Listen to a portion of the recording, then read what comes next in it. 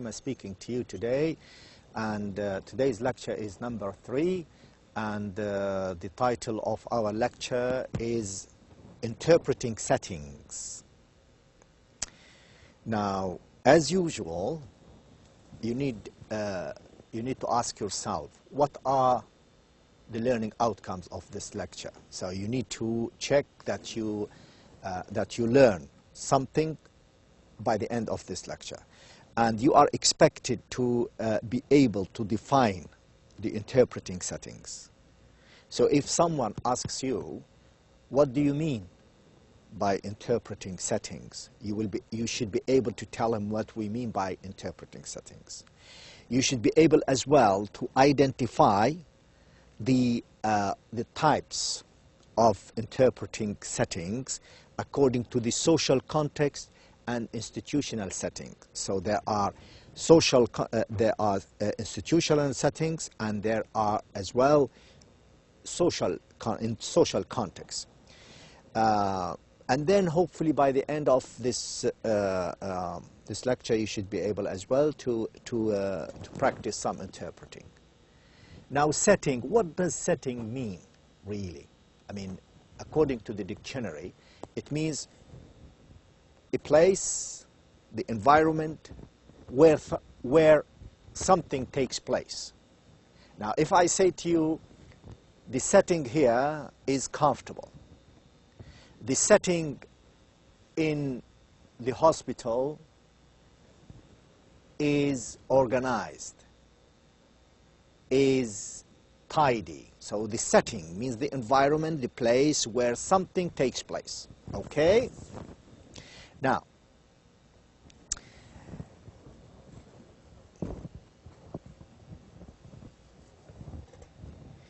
Now, as usual, I mean, throughout history, interpreting or communication between people take place in different places, different settings.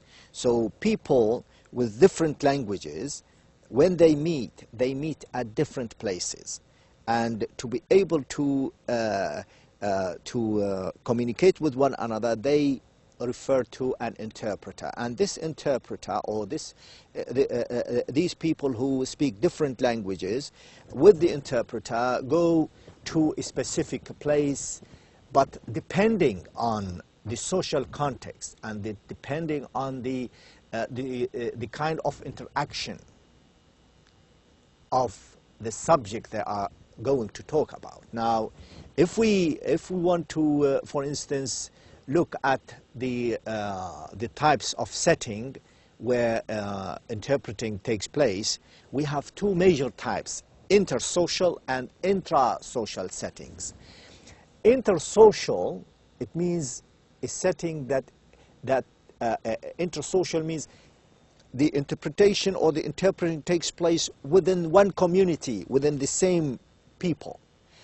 Intrasocial means outside the community. We will find out about this. So inter means within, intra, outside the specific community. Now, I hope it is clear so far, I hope. Now, if we look at type 1, I mean, there are about 8 settings, 8 types of settings. Type 1, this is according to the intrasocial and intrasocial settings. Business interpreting. What do we mean by business interpreting? Where does it take place? Where communities speaking different languages get in contact with each other for the purpose of trading and exchanging goods or doing business. So when people meet, but they have different languages, you know, for instance, people come from Britain to Saudi Arabia to do some business with people here. So here they don't speak English, and the English representatives don't speak Arabic. So they need an interpreter to interpret from Arabic into English and from English into Arabic, so that, you know, business could be could be made between these two different people, different languages. And where they are taking, this kind of interpreting is called business interpreting. So you never know. If you become an interpreter, a company would say to you, okay, please come along. We have someone coming from America and would like you to interpret for us because we would like to make business with them. So this is a setting where business interpreting takes place. It could take place in a company premises, or it could take place in a little office. So it's mainly business. It's mainly interpreting related and linked with business and trading and commercial things. So this is business interpreting, type 1. Type 2, liaison interpreting. Liaison interpreting. Now this kind of interpreting is usually linked, is usually a link between two people or small groups of people who speak different languages. You know, so they relay. I mean, it's kind of link. The type of work liaison interpreter does is different from the consecutive interpreter or the simultaneous interpreter. Why? Because it's a kind of arranging meetings, arranging business, or arranging what we say negotiation, or business negotiation, or commercial negotiations. It is more or less like business interpreting, but the person who is involved, or the interpreter, is not as much as consecutive or simultaneous interpreting is involved. Why? Because it's like making arrangement for two people, or for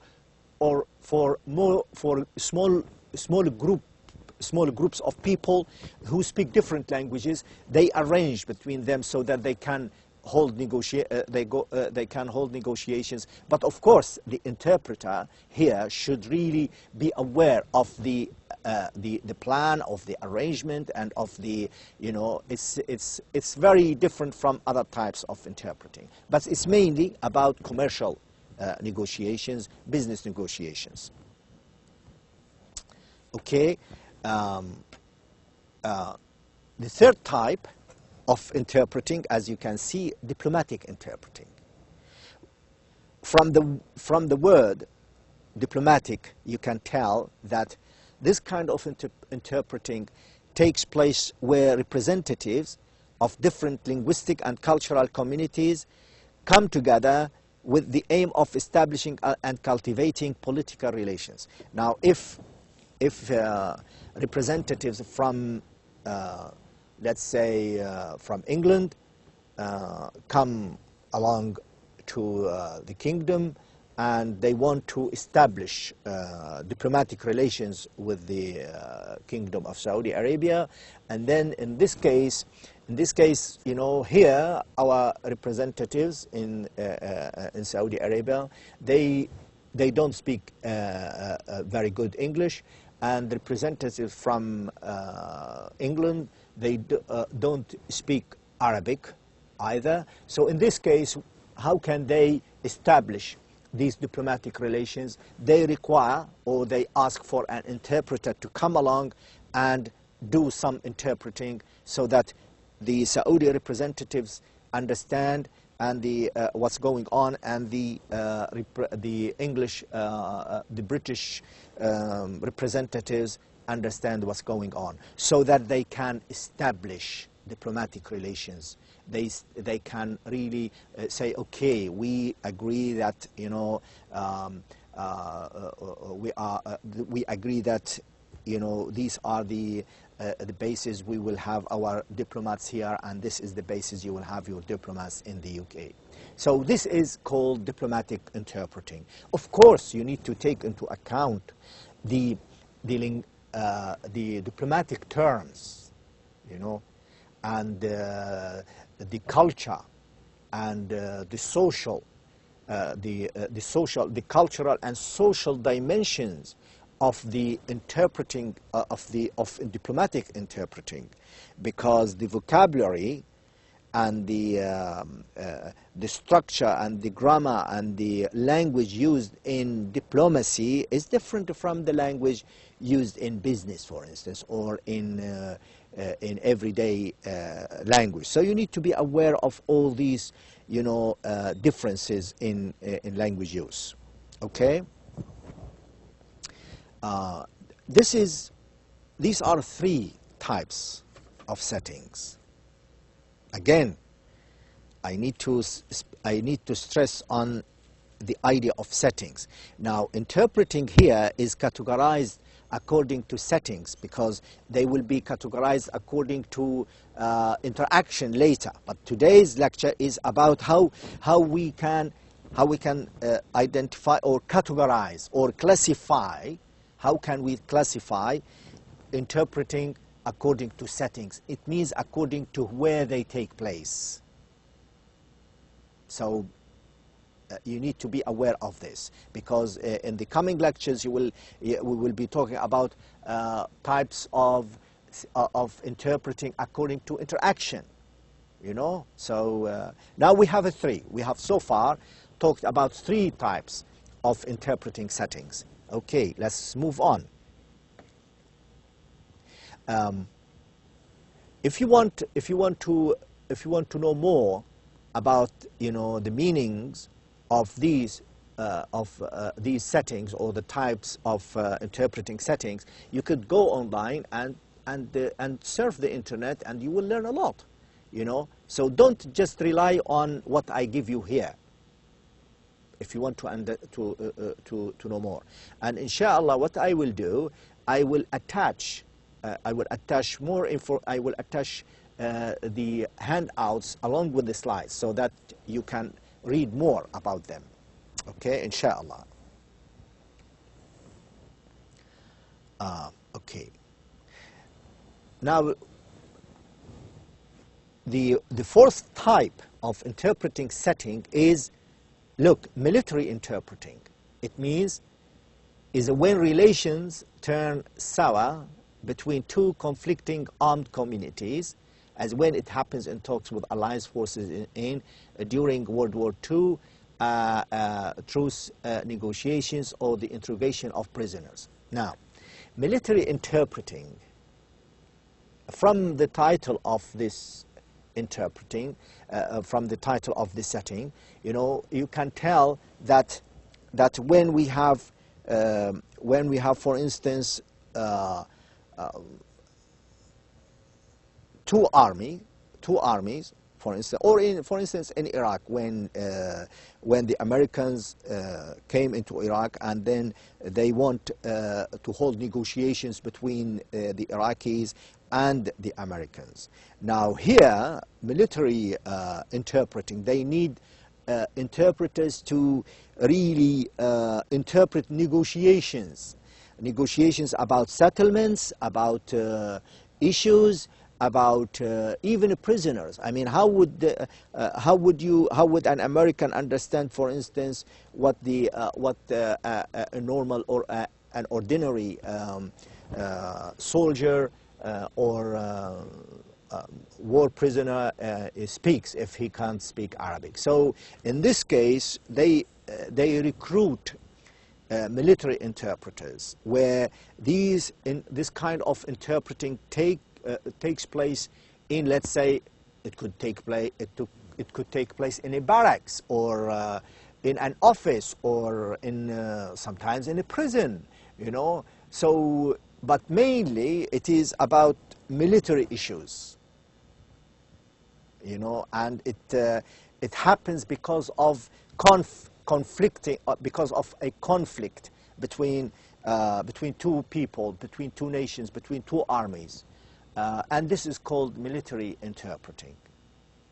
Of course, you need to be familiar with military terms, military language, and you need to be aware of the cultural background of, for instance, the American Army. The American Army is different from the British Army or the Australian Army or the South African Army. So you need to be aware of the linguistic and cultural aspects of the whole setting. Now, the setting is in Iraq or in an Arab country, and the people involved or the participants involved are representatives from or participants from the American side and participants from the Iraqi side. Now, here as an interpreter, you need to be really conversant. It means familiar, knowledgeable about the culture of the American and the culture of the Iraqis. And then you need to know about the language, the Arabic language and the English language, the cultural aspects of the language, the linguistic aspects of the language, the military terms, which is really important, are important to know. So this is an idea about, military interpreting. Then we come to number 5, court interpreting. Court interpreting is very popular in the UK. This is like this, of course, mainly takes place in a courtroom or as they say here, one can therefore distinguish between the broader notion of legal interpreting or judicial interpreting and courtroom interpreting, and it's a specific prototypal setting. So court interpreting takes place when for instance, a crime takes place, or there is a lawsuit against you, and I acted once as a court interpreter.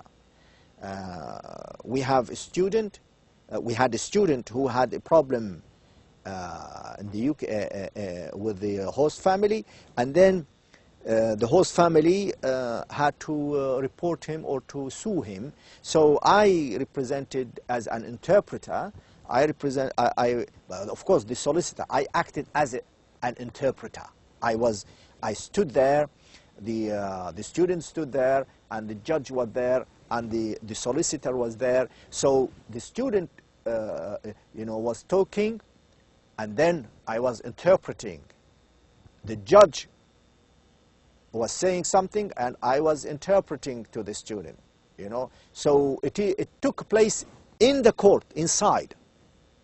This is one way of doing it. This is one setting. And another setting, it could be at a law company. I mean, it could, for instance, say to you, the solicitor might say to you, okay, come, interpreter, we'd like you to, before we take the case to the judge or to the court, we'd like you to really interpret, for instance, what this document is saying. You look at the document and then you interpret in front of everyone, So it's interesting, but it's really demanding. It's very challenging, interpreting whatever kind or whatever setting you are in. Interpreting requires a lot of tense listening and immediate production, immediate response, requires a lot of awareness of what's coming into your brain. You process the information, you produce the information verbally, immediately, here and now, so this is it. Okay. Number 6 is sign language interpreting. Imagine, I'm sure you are aware, and you are aware of this sign language interpreting, where it normally takes place in educational setting, educational interpreting. Now, I'm sure here there are so many schools. There are so many schools here in the kingdom where they teach deaf people, and they use sign language interpreting. And mainly this kind of interpreting takes place in in schools or in any educational setting or environment or place. Now, community interpreting, number 7, or public service interpreting in the UK and cultural interpreting in Canada, is where interpreting services are established to help immigrants function in the host society as it is an important intra-social communication need. Look at intra. It means people or immigrants or people, foreigners who come to the country, and they want they get in trouble. So they are intra, not inter, intra-social community. In other words, people from, let's say, China or Chinese or Japanese or Africans or even Arabs, when they go to Britain and they are in trouble, for instance, especially in their own community. Like here, for instance, we say the Indian community, the Bengali community here is different from the English community or the American community. So these communities, they have their own different languages. So when they are in trouble, the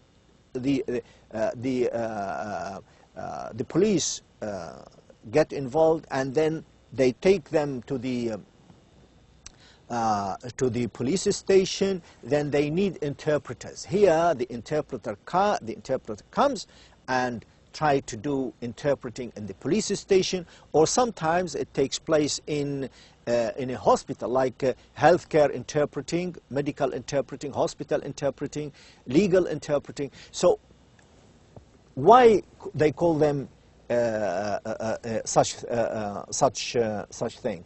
Why? Because they belong to one community, and they take place in, for instance, in a hospital. Why? Because the issue is in the hospital, and it is medical. If you want to interpret to someone who is suffering from something, then you need an interpreter. It's a community. They call it community interpreting. If you work like an interpreter in Cromwell Hospital, for instance, I did some interpreting at the hospital. Someone didn't know how to speak Arabic, and the doctor didn't know how to explain the medical matters to him. So they called me in. They said, "Okay, Dr. Halimah, could you please interpret what's going on to this Arab person?" And then I had to interpret from English, from the doctor to the patient, and then from the patient to the doctor, and then it was okay. So this is called community interpreting, when you need to really deal with immigrants or foreigners or not natives, to be honest, not natives. But of course they could be involved.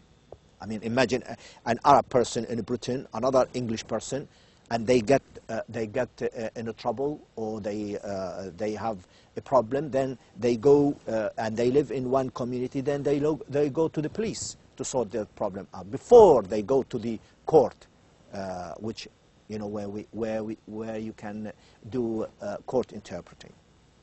So you need to be aware of all these settings. Media interpreting or broadcasting interpreting, which is mainly focused on TV interpreting. This is obvious when with sign language interpreting, or even in case of war crime tribunal. Now, media interpreting or broadcasting interpreting, it is, I mean, I'm sure the majority of you must have seen, the 6 o'clock news on Al Jazeera. When they say 6:30, they stop the sign language broadcasting. In other words, there is an interpreter who uses sign, to explain to the deaf people or people who can understand only sign language, what's going on in the world.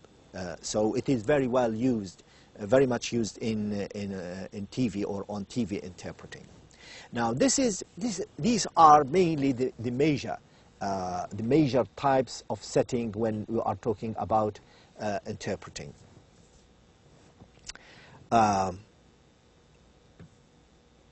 So you need to really differentiate between intersocial dealings as well as intrasocial community relations. So interpreting, as I said earlier, can be divided into intersocial and intrasocial settings, means places. Now, before we say goodbye to each other, I have given you here an example. Interpret the following into Arabic. Few examples. A body found by police today is believed to be that of a dad who went missing 6 weeks ago.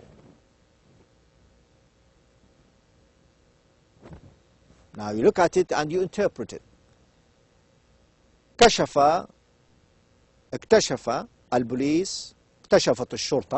اكتشفت الشرطة جسدا ويعتقد أنه جسد الوالد الذي فقد منذ 6 أسابيع مضت. This is very quickly. If you look at it again, you do it better. Now, Anthony Stubbs, 26, disappeared just weeks after his 18-year-old wife, Charlotte Mason, gave birth to their daughter, Lily. السيد أنتوني ستابس يناهز من العمر 26 عاما، اختفى بعد بضعة أسابيع من ولادة زوجته التي عمرها من بعد أن ولدت زوجته التي عمرها 18 عاما ابنة له وسماها ليلي. هذه الترجمة فورية سريعة جدا. But if you want to really do consecutive translation, you read it and then you give yourself some time. Anthony left his home in Lilyland, Lancashire on November 25, saying he was going to his mother's address just a 10-minute walk away. Now I'm looking at it, I'm giving myself a couple of minutes or 1 minute to interpret right away. So consecutive is different from simultaneous. Simultaneous is done as you speak, but consecutive after you have said it. غادر أنتوني منزله في ليليلاند لانكشاير مقاطعة لانكشاير في 5 من نوفمبر في يوم 25 من نوفمبر، وهو يقول بأنه كان ذاهبا إلى بيت أمه والذي يبعد فقط 10 دقائق من منزله. Interpreting requires a lot of practice. Some of you might say, oh well, Dr. Halimah, you are not good as an interpreter. I mean, you could be better than me. You could be better than me. So you need to really practice. So I really encourage you to do more interpreting and practice it. And for instance, the Arabic one, interpret the following into English. سأل عالم تلميذه منذ متى صاحبتني. A scholar asked his pupil or his student, since when have you been accompanying me? فقال التلميذ, the student said, منذ 30 عاما. For 30 years I have been accompanying you. فقال العالم, the scholar said, فماذا تعلمت مني في هذه الفترة? What have you learned from me during all this time? قال التلميذ 5 مسائل. The student said, I have learned from you five matters. قال العالم إن لله وإنا إليه راجعون. Oh my God. ذهب عمري معك ولم تتعلم إلا 8 مسائل. I have spent all my life with you and you have just learned only 8 things, 8 matters. قال التلميذ يا أستاذ لم أتعلم غيره ولا أحب أن أكذب. The student said, my dear teacher, I haven't learned other than these, and I don't want to be I don't want to lie. So this is a very brief example of interpreting. You know, it could be better, and but as I said, you need to really practice. The more you practice, the better you will be. Okay, and at the end of I have given you a lot of exercises here to translate or to interpret from English into Arabic. You stand in front of the mirror, you read and you interpret, or you look at it and you interpret loud and clear, so that you acquire the Arabic language fluently and so on. Again, I've given you an exercise from Arabic into English for you to practice at home. So please read the slides, listen to my lecture, and do some practice in interpreting. I would like to thank you very much for your listening and watching me, and I wish you all the best and see you next lecture, inshallah. Thank you very much indeed. Assalamu alaikum.